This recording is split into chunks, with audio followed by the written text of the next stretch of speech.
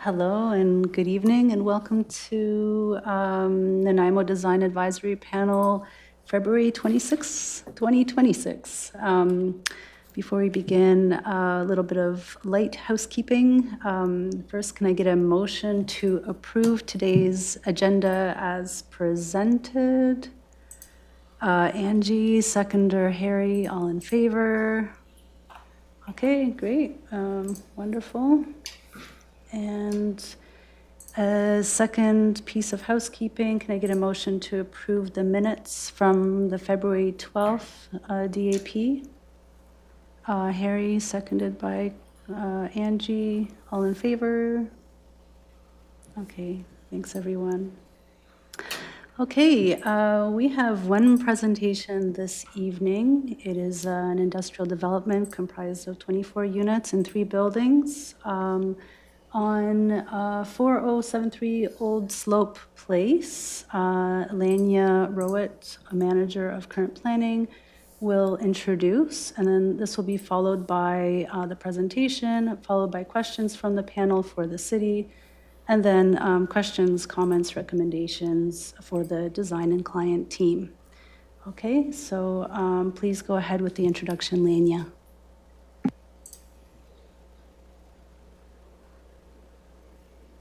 Sorry, Lania, we can't hear you.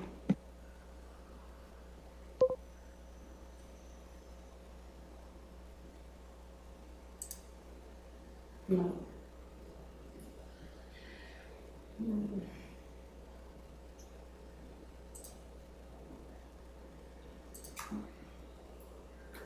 Okay, we're going to have to hang on a moment. Can you hear me now? Aha. We can hear you. Yeah, thank you. Thank you. It has something to do with being a host and co-host at the same time. Thank you for your patience. As noted, development permit application number DP 1408 is for an industrial development with 3 buildings containing a total of 24 light industrial units. This is at 4073 Old Slope Place, and it's within the existing light industrial I2 zone. The property is designated within development permit areas number 7, which is the Nanaimo Parkway designation, and development permit area 8, form and character. And so the Nanaimo Parkway design guidelines and the city's form and character design guidelines apply. The application includes a proposed variance to the minimum required landscape buffer width along the west and south property lines to reduce from 3 meters to 1.8 meters to accommodate a waste management enclosure on the west side of Building B, and a portion of the surface parking near stall number 64. I'm happy to take any questions following the applicant's presentation. Thank you. Thank you, Lania. And who will be presenting this evening? There I go. Okay. Karim, go ahead whenever you're ready and share your screen. Okay, thank you, Lania. I'll share my screen right now. And present. Okay. Okay. Hello, everyone. We're excited to present the project at 4073 Old Slope Place today. The development is called Jingle Pot Industrial Park. And with me today are the owners, Micah and Bill from the Nanaimo Industrial Space. They also designed and developed Gary Oak Park on Boxwood. So this is not their first industrial development. With them also is Rusula, the development manager from Family Tree Developments, the landscape architect, Chris from Kinship Design, Art Ecology, and Matt, the civil engineer from Cascara Consulting Engineers. Jingle Pot Industrial Park is located at a triangular site that fronts on Old Slope Place. For anyone who's not familiar with the location, Old Slope Place is off of the intersection of Jingle Pot and Bowman Drive. The lot also fronts on Moster Road, but no access from Moster Road, and it's adjacent to the Nanaimo Parkway, making it easily accessible from the city and nearby cities. This is an aerial orbit video of the site. It might be a little bit slow on your end because of zoom limitation here. The lot is zoned I2 and it's surrounded by I2 zoned lots on all sides except the lots across Old Slope on the east side, which are zoned R5. You will see them at the bottom left of the screen right now. There is a substantial grade change across the property, about 8 meters from the top, the south right here, to the bottom right there at the north. The upper half of the site has a house on it at the moment that will be demolished before construction. The lower half currently has a storage yard. And as you can see from the aerial video, the site has a lot of trees, and we're saving more than 60% of those trees. Those trees will help buffer the industrial uses from the highway and adjacent residential uses. Jingle Pod Industrial Park is a development of multi-tenant industrial strata complex comprising 3 distinct modern buildings. Building A has 11 industrial commercial units, all with second floor office spaces. Building B has 12 industrial commercial units, or 6 multi-level units with a grade separation. We'll talk about this later. Building C is a dedicated auto repair facility, a 6-bay workshop with offices. The site has 3 access points all through Old Slope Place. The lower entry is to the lower driveway that serves both Building A and B. And the middle entry is to the middle parking lot, and it serves the upper portion of Building B. And the third entry is to Building C. The overall design intent is to achieve a contemporary, durable, and highly functional industrial aesthetic. This is the view of the lower driveway entrance. To prevent the buildings from appearing as monolithic industrial structures, the long facades of buildings A and B are broken down using rhythmic architectural articulation, distinct recesses, and contrasting high-quality materials. This is a plan view of the lower driveway and the lower building levels. Building A has 11 units at an average of 2,400 square feet each, except for the corner unit at 4,300 square feet. The main garbage enclosure is at the end of this driveway, partially sunk into the ground, with concrete walls on the back sides and screened with gates from the development at the front. The only variance we're requesting is for this, it's the landscape buffer, and it only applies to this garbage enclosure right here and the parking stalls, as Lania mentioned at the beginning here. With its proximity to the E&N trail, there is a multi-use path along the entire front of Old Slope Place, with pedestrian connections near the lower driveway and the upper portion of Building B. And both diverge and connect and lead out onto the Mostar, or we are proposing a connection to the Mostar sidewalk right there. This is a front facade view of Building A. Each unit has 2 to 3 parking stalls, as you can see there, a full-size loading bay, and a recessed storefront. We included an option in the DP to remove those recesses if a tenant takes more than 1 bay. Building B on the other side of the driveway has 6 units, about 2,000 square feet each. Around Building B is where the difference in elevation happens. The design of the building responds to the site's significant grade change. The building has bi-level access to service both the lower internal driveway and the upper parking lot, as you will see, and the upper floor is served by the upper parking lot, as you will see in the next few slides. This helps minimize environmental disruption and maximizes site utility. And just to the side of Building B is the integrated, and in the landscape is the amenity space that we provided. I'll let Chris from Kinship talk about it next. This is the lower front facade view of Building B. Again, each lower unit has 2 to 3 parking stalls, a smaller loading bay. Those are smaller trucks, 6-meter trucks, and a recessed storefront. And just like building A, those recessed storefronts, we proposed an option in the DP to remove those if a tenant chooses to take more than one bay. This is a plan view of the upper floor of building B and the upper parking lot.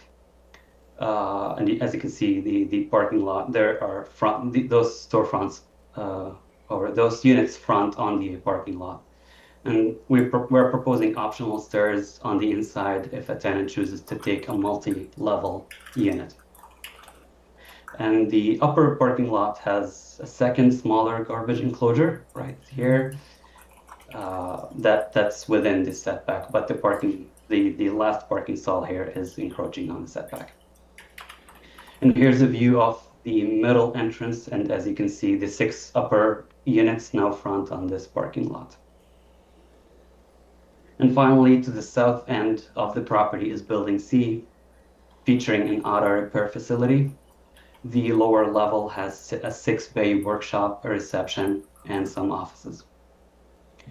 And the upper floor will host most of the staff amenities.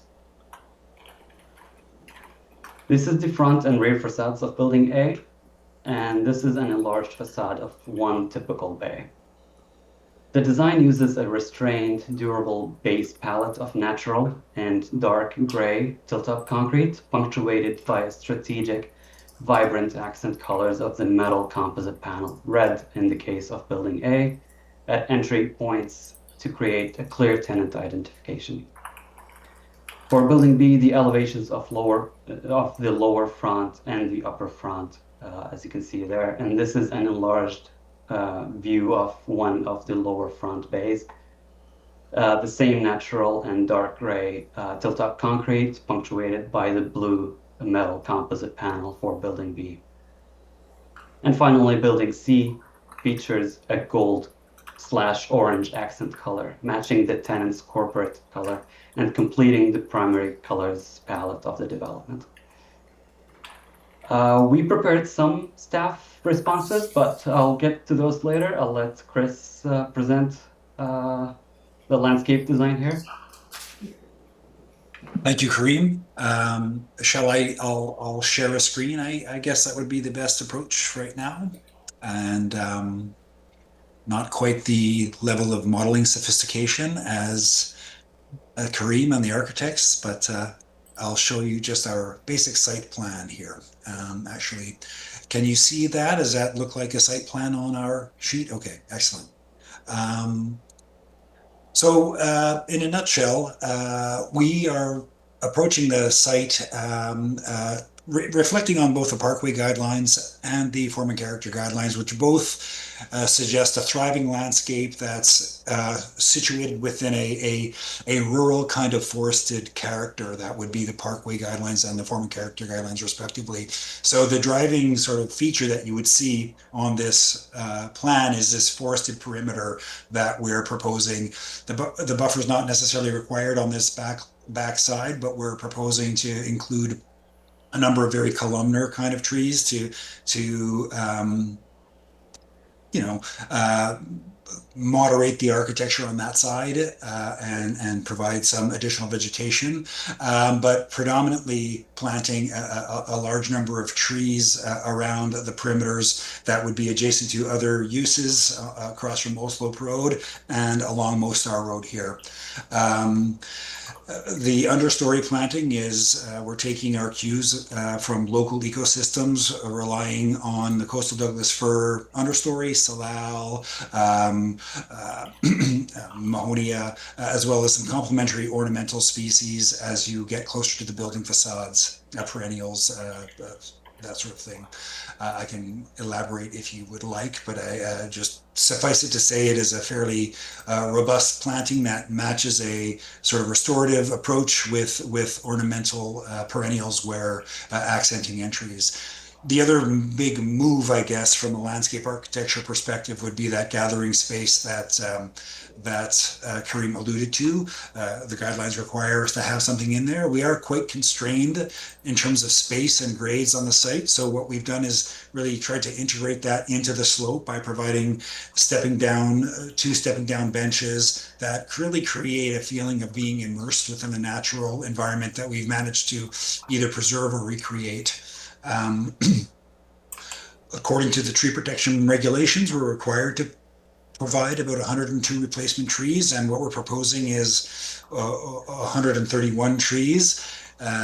Beyond that is another 11 arbutus trees, which are typically not counted because they're not necessarily reliable, but we are working with nurseries to try to ensure that we can bring that species, considering its very prominent nature within our local environment. Circulation-wise, we do have linkages across the site and into the community amenity space, making as much use of circulation as we can, again within the constraints of the grades and the other uses. It's a functional landscape, low maintenance, and sort of in keeping with that industrial character or the guidelines that allow for that. So again, not a lot of formality, but again, restorative, functional, and ideally after a couple of years of establishment, something that would be indistinguishable from a self-sustaining natural kind of ecosystem, sort of embracing the buildings. I think that's probably enough for me. I'll leave it to the panel to provide questions, but there you have it. Thank you very much. Thank you, Chris. Thank you, Chris. If Matt can talk a little bit about the civil servicing, if you don't mind, Lania. Done. I'll just share my drawings here.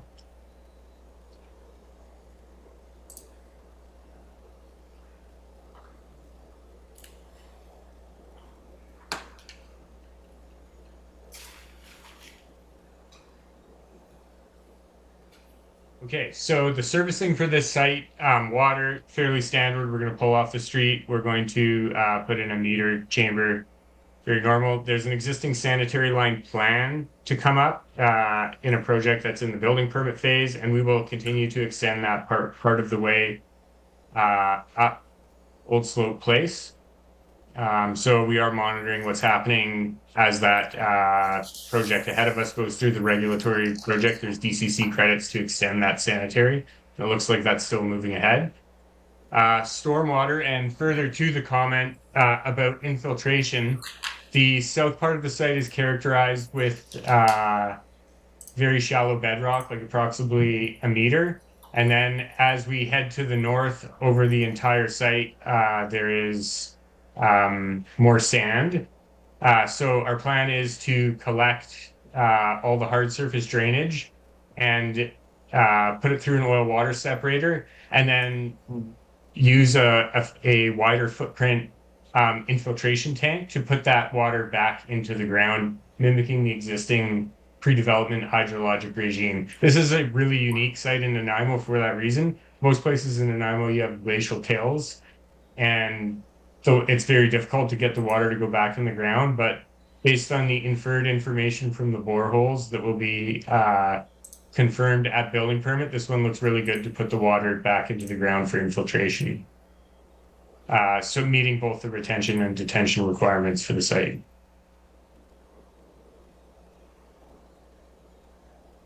And yeah, if anyone has any questions, let me know.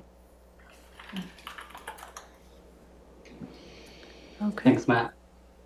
Lania, do I have time to go over the staff comments, or would you need to, I don't know, proceed with the panel questions? Thank you through the chair. I might just defer to the chair how she wants to proceed here. I think there's some interest in hearing what you have to say, Karim, so please go ahead. Sure.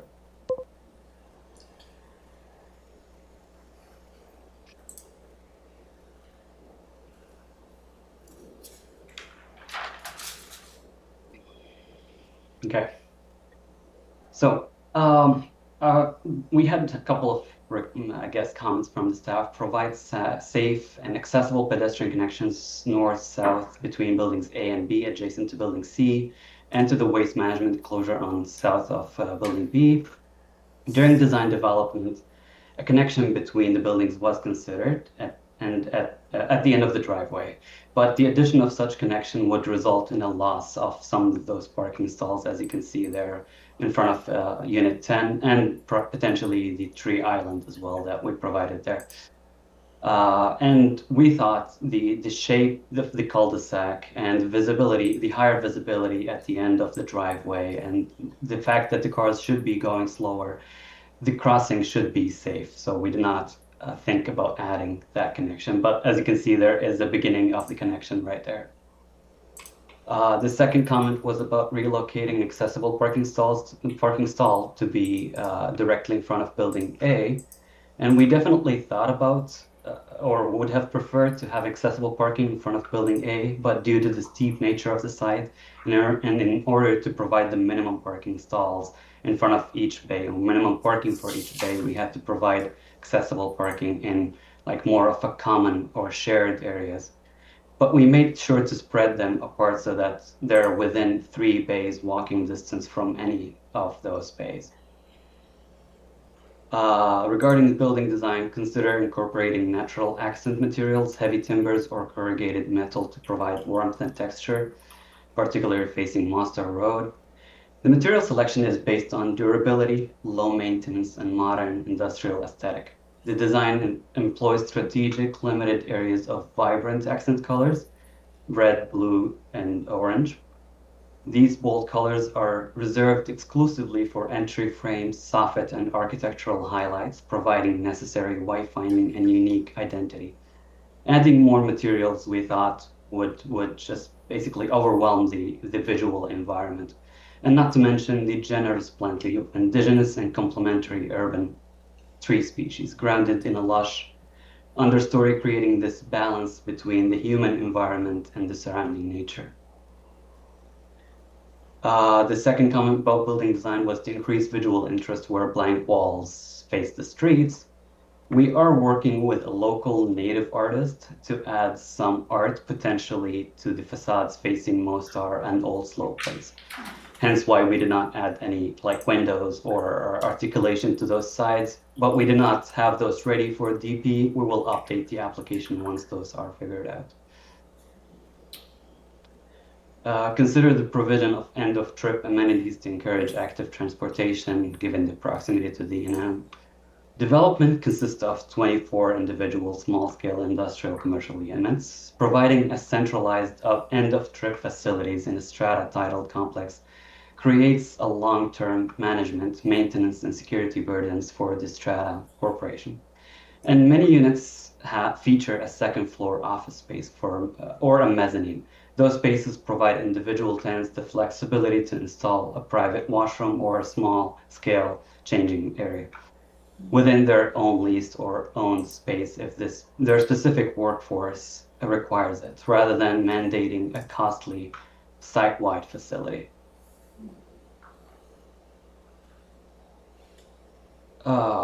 Consider regarding landscape design, reduced excess surface parking to increase opportunities for tree retention, replanting, and stormwater management.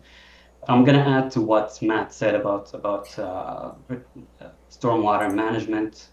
The developers, Micah and Bill from Denham Industrial Space, are experienced operators. The clients determined that this is the minimum requirement to make the light industrial spaces sellable, leasable. And we saved about 60% of the trees on the lot, and we have plenty of landscaped areas to buffer the hardscape areas. We honored the 7.5, I did not mention this, but we have covenant on title requiring us to maintain the trees along Old Slope Place within 7.5 meters. And we created tree islands within the lower driveway, the larger asphalt area, to reduce the heat islands. And the last comment regarding landscape is to provide more accessible and additional outdoor amenity space for employees. The site has a substantial grade change, as Chris mentioned again. Providing a central level outdoor amenity space would require more retaining walls or blasting. The provided amenity kind of sits perfectly on the landscape there, creating a sense of immersion into nature without much impact on the environment surrounding it. Thank you. That's it for me. Okay, thank you, Karim and Chris and Matt, for the very thoughtful and thorough presentation, and addressing also the city's comments is a nice touch. Thank you very much. Before we begin with the panel's comments, do any of the panel members have any questions for the city? Ken, please go ahead. Thank you, Madam Chair. I have some concerns about traffic and the impact on the adjacent residential areas, and I'll get into those a little bit later. But my question is, what are the city restrictions on road access onto Mostar?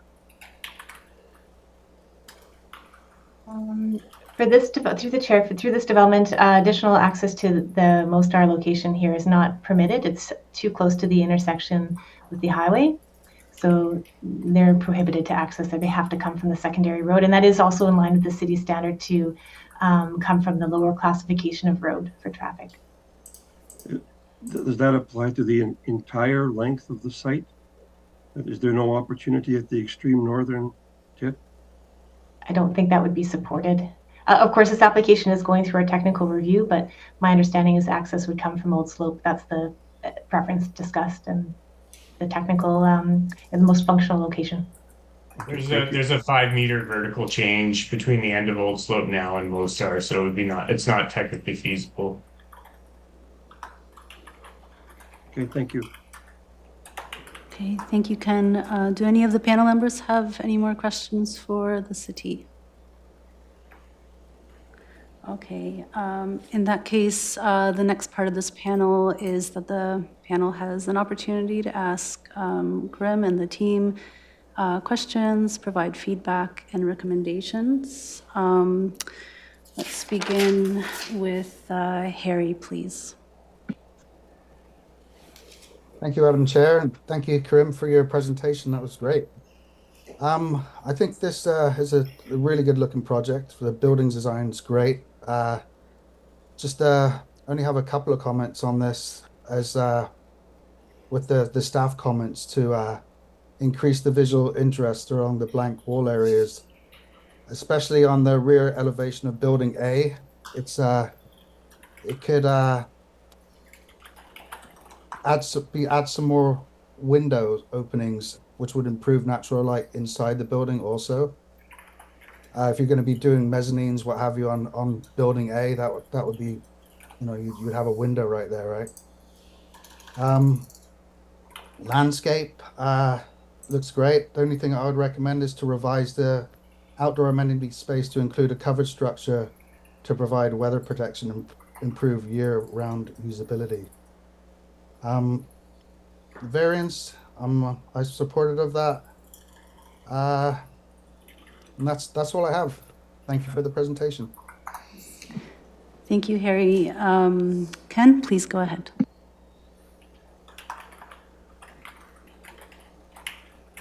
Thank you, Madam Chair.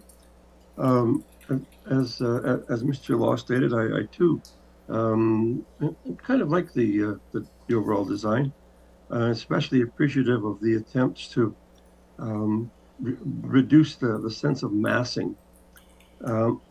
However, having said that, when I look down the length of both buildings A and B, I still see this long, narrow facade.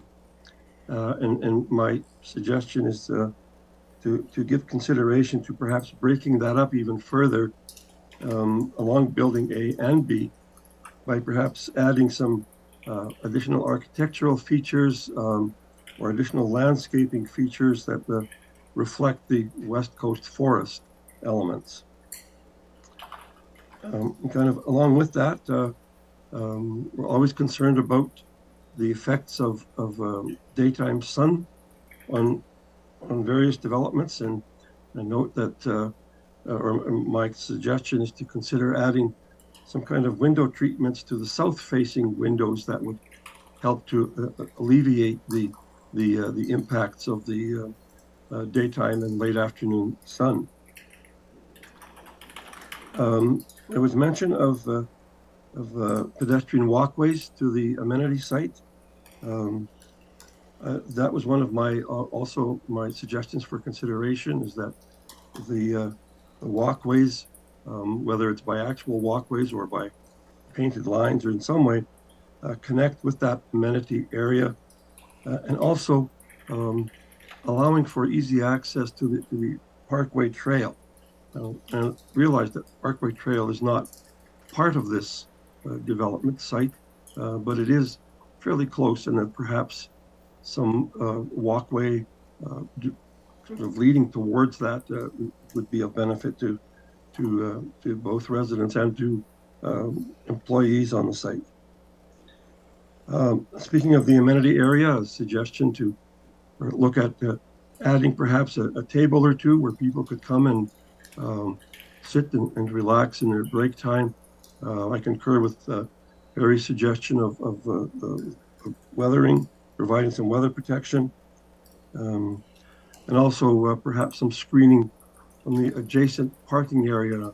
I wasn't real clear if there's a grade difference or not, but if there is not, perhaps a bit of screening of that parking area. I was also suggesting looking at some wayfinding signage leading to that amenity area, and also directing people to where the offsite Parkway Trail is. And speaking of signage, a suggestion that entry and site signage reflect also the West Coast Forest elements.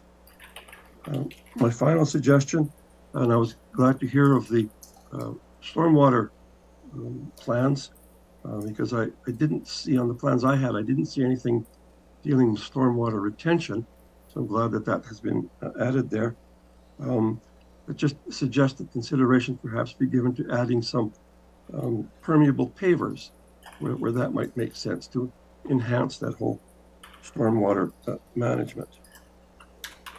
As far as the variance requests go, I'm okay with the landscaping variance, and those are all the comments that I have, Madam Chair. Wonderful. Thank you for the thorough review, Ken. That's great. Angie, if you may.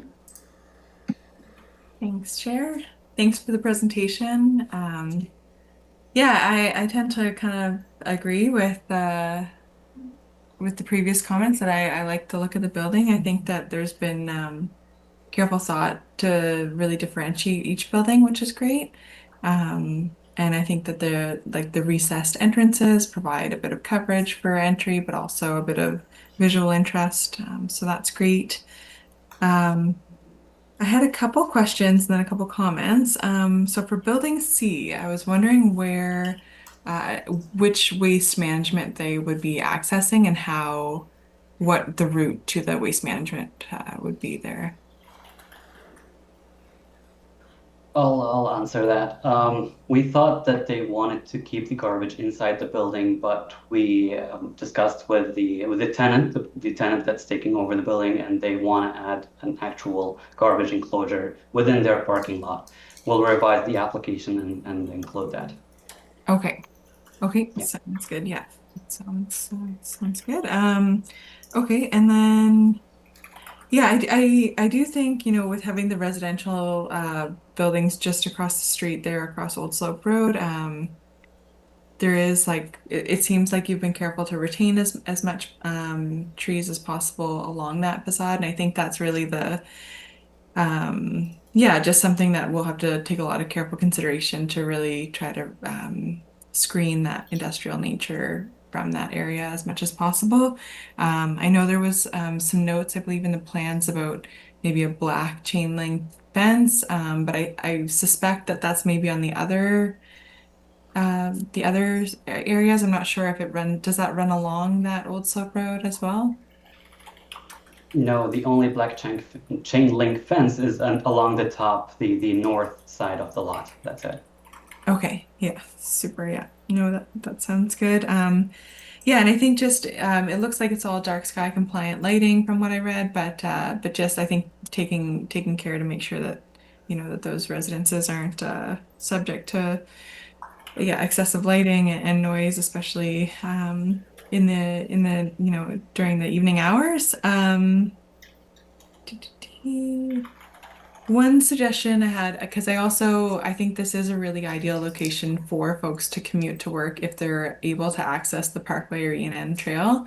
And so rather than having full end of trip services, even having like there's one at the beginning of Metro Drive where there's like a pole and you can maintenance your bike outside, and it's there's tools attached to it and whatnot. Even something I think as simple as that near the parking lot might be helpful, just to encourage more users to use those facilities, and then have tools available for them if they need to do a quick tune-up before heading home. I agree with the comments about having maybe a bit more amenity space, and also a covered option as well, even if that came at the cost of maybe losing one parking stall or a couple parking stalls. I think that would be a valuable trade-off to have a picnic table that's maybe covered, or something that's a little bit more accessible for on rainy days and whatnot. Yeah, I have no issues with the variances as proposed. Yeah, I think that's everything from my end, but yes, thanks a lot for the presentation, and look forward to seeing it go ahead. Thank you, Angie. Dushan, please go ahead. Thank you, Madam Chair. Thank you, Karin, for the wonderful presentation. It's a very nice project, very developed. I would only second staff comments on the safe pedestrian walkway across north and south portion of Building A and Building B. Even though the vehicles are going slow, most of the accidents are also on the parking lots where there's a lot of parked cars and a lot of visibility is limited in that moment. So I would only suggest if there is a way of marking the actual parking with a proper walkways, that would be sufficient in my opinion. That way the vehicles moving would know that there might be somebody who will be going on at that location or behind the car. That way, I believe that would significantly improve the condition. The other staff comment was regarding the use of natural materials. And I've heard that the use of concrete and as a natural material is very viable, although some materials can be a bit rougher rather than warmer side. Therefore, there are, I believe, with Ken's comment, to do a bit of breakouts with the architectural front. I think there's a space to play between the facades and include those natural materials where, let's say if I would propose between each of the units maybe to have a vertical natural material having to be in a great context with the trees around there. In that way, it would bring more warmth to the whole building design. Other than that, I really think it's a good project, and I would also second the other panelists' comments on the amenity space having at least some coverage there. So we know that this area is prone to a lot of rain, therefore they would benefit out of that. And regarding the variance, I'm supportive of it. I don't see any problems with, so that would be all from me. Thank you. Thank you, Dushan, for the thoughtful comments. And Councillor Eastmere, please go ahead. Thank you. Thank you for the presentation. It is a good-looking building. I'm happy to hear about the potential incorporation of some Indigenous art along the frontage there. That's very cool. I think I support the variance. It does make sense. It is too bad about the lack of pedestrian connection in that one spot. I hear the explanation for it. I do think there's a lot of parking, like only 41 spaces are required and you've got 78. So I feel like maybe there is room to include that. And I do like the staff comment about putting the accessible parking space right in front of building A. And otherwise, I think the design panels made some good comments, so I don't need to double up on any of that, but appreciate the presentation, and I think this is going to be a good mixed-use addition. Thanks so much. Thank you, Councillor Eastmere. That was great. And last but not least, my comments. It looks like everybody pretty much covered what I had to say. I think Harry's comment about increasing, that I would just like to echo, increasing the visual interest of Building B, particularly on the north facade where it's so blank. It could be a really good opportunity to introduce clerestory windows just to add a bit more daylighting into that back of house area. A lot of your facades, they're very nice the way they're spaced so that it feels almost like little townhomes, and it's very, very friendly and fits into the neighborhood really well. So I really appreciate that. But in terms of lighting the actual spaces where people will be working and introducing them with opportunities for daylighting is something that I would like to see personally. So. Okay, so with that in mind, and I'd just like to say again, thank you very much for the great presentation. Really enjoyed how cleanly you've rendered everything. It's very easy to imagine how it's all going to look, and I appreciate the difficulty of working on such a steep slope site and draining it all and making it all work. I think you guys put a lot of work into this. With that, we have 12 recommendations, so I'll list them off one by one, and I'll ask the panel members to please help me out if there's anything I've missed or if I didn't quite get your comments correct. So starting with the first one, increase visual interest of Building A, perhaps windows, perhaps Indigenous art like you mentioned. That's comment one. Comment two, revise the outdoor amenity space to provide weather protection, to enlarge it and provide tables. So even at the cost of 1 or 2 parking stalls. Number three, consider breaking up Building A with architectural or landscape features to reflect the West Coast forest aesthetic. And this may be by using natural materials, so addressing that one staff comment. Okay, number four, consider a window treatment, particularly at the south facade to prevent glare. Number five, provide a pedestrian walkway to connect with the Parkway Trail and the amenity space. Okay.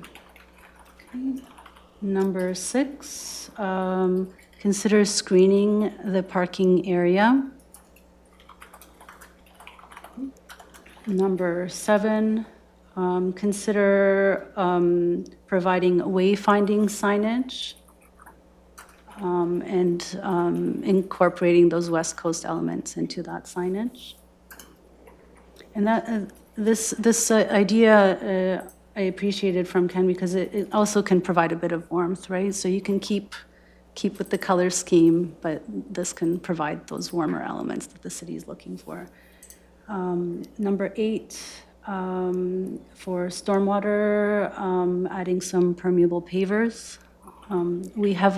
Usually we have a panel member, Kate, and she would have recommended that as well if she was here. So I think it was a very valid comment by the panel members. Number 9, instead of full end of trip amenities, consider a maintenance pole for bikes.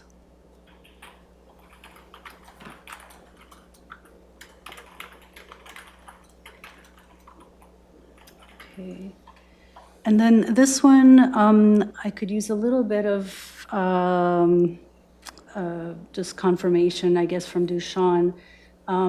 You asked for the safe pedestrian walkway between buildings A and B, perhaps by reducing parking. When you said provide, did you mean demarcate? Is it good enough for them just to paint, for example, the driveway a bright color so that cars pay attention to it, or a specific?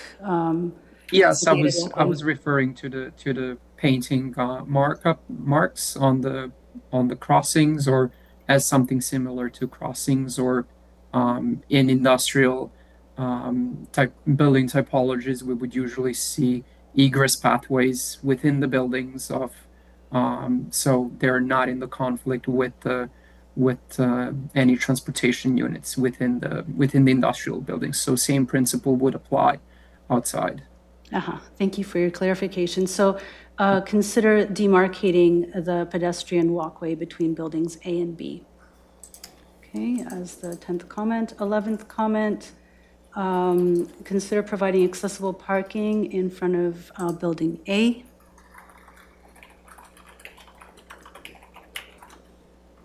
And the final comment, consider introducing daylighting possibilities for the working spaces.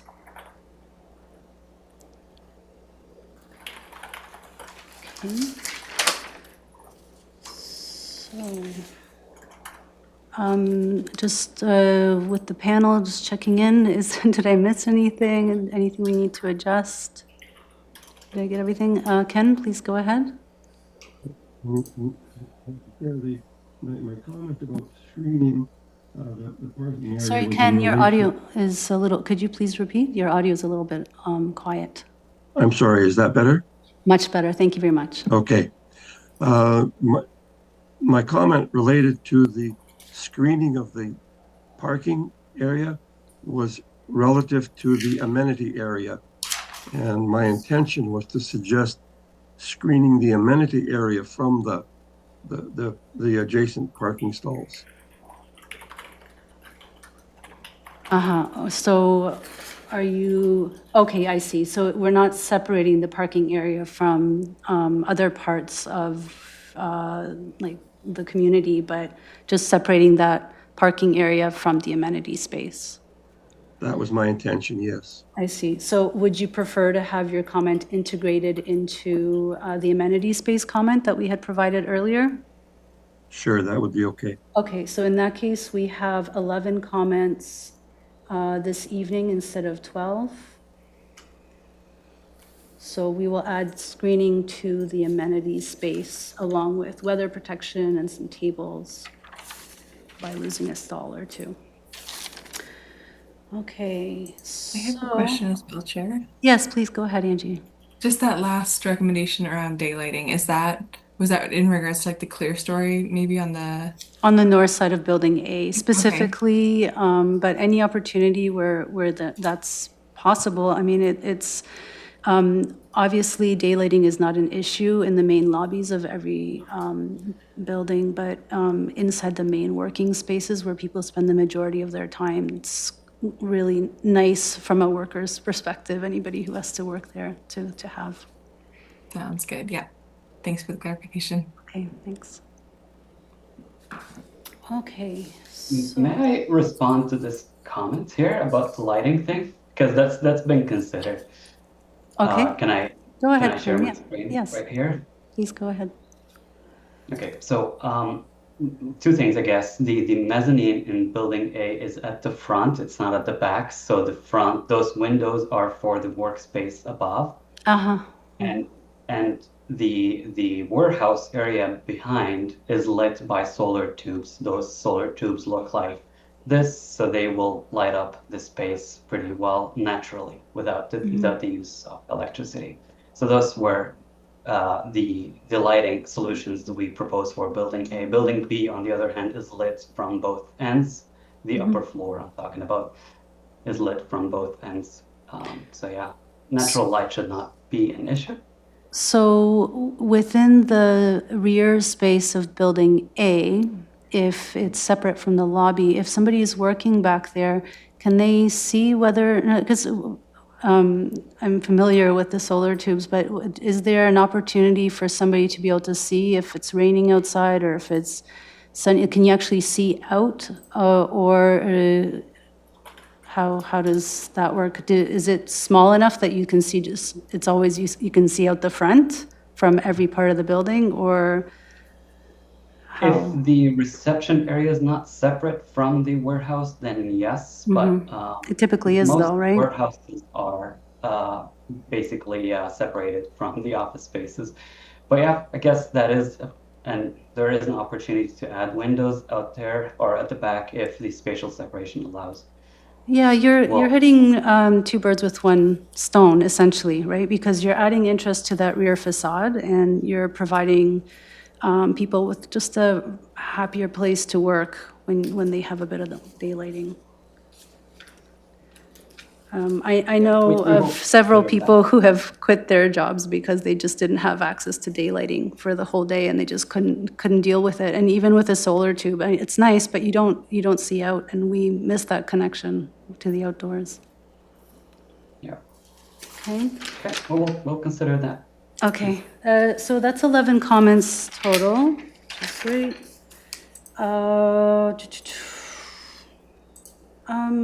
Other than those comments, those 11 comments, I think this was a very thoughtful and well-designed plan. I don't believe I have any objections to anything other than those 11 comments. And in terms of the variances, I didn't hear any objections to those either. So I think we're all going to put our support behind that.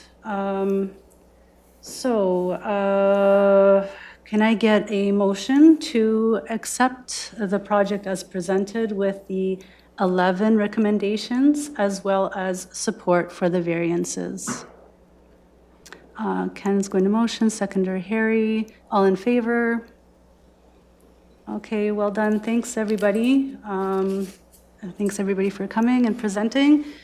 And we don't have any other business for tonight, so if I can get a motion to adjourn the meeting. Okay, Angie, seconder, Harry, all in favor? Okay, thanks, everyone. Bye.